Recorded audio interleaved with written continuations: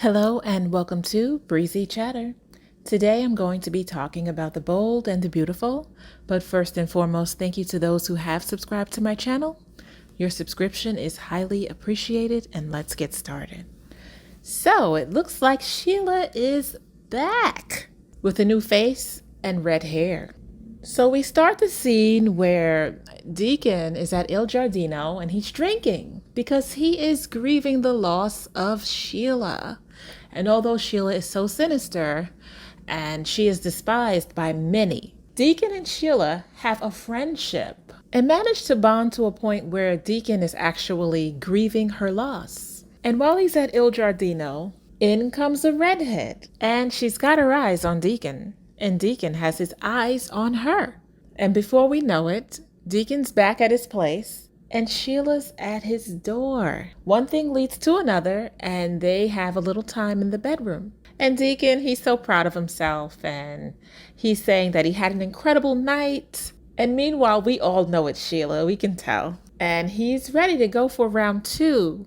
And he notices something peculiar about this mystery woman that he's had a night with. He noticed that her third toe is missing. And he does ask her what happened to her toe. And then conversations from Il Giardino with Hope and Liam and Brooke start flooding back to him.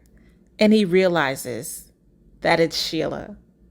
His mind doesn't want to believe it. So Sheila helps him along by removing her mask and wig and revealing herself. And he is shocked beyond belief. He cannot believe that 1, Sheila is alive, and 2, that he was in bed with her just the night before. And Sheila, she's so proud of herself. She finally got Deacon because she's been coming on to him and trying to get him to the bedroom for I don't know how long. And she finally manages to do it with a new face and hair. It sounds like it was a night that they both enjoyed, but Deacon is not going to even entertain it now because he is repulsed at the idea that he laid down with Sheila. And now she's in his place and he is worried about his freedom.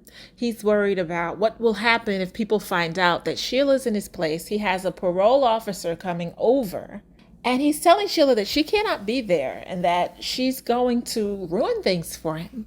And of course, Sheila says that she feels free now. Everyone thinks that she's no longer with the living and that he doesn't have anything to worry about. And while they're talking, his parole officer is knocking at the door. He's got Sheila in his apartment and the man who has the keys to his freedom outside the door. So we'll have to wait and see how crafty Deacon can be and how does he manage his parole officer paying him a visit while Sheila is hiding out in his apartment. So this week was quite spicy. I did enjoy the scenes with Deacon and Sheila, and I'm looking forward to finding out what happens next. And that is my commentary. If you liked it, hit like, subscribe, and leave comments. Thank you for your time. Until next time, ta-ta.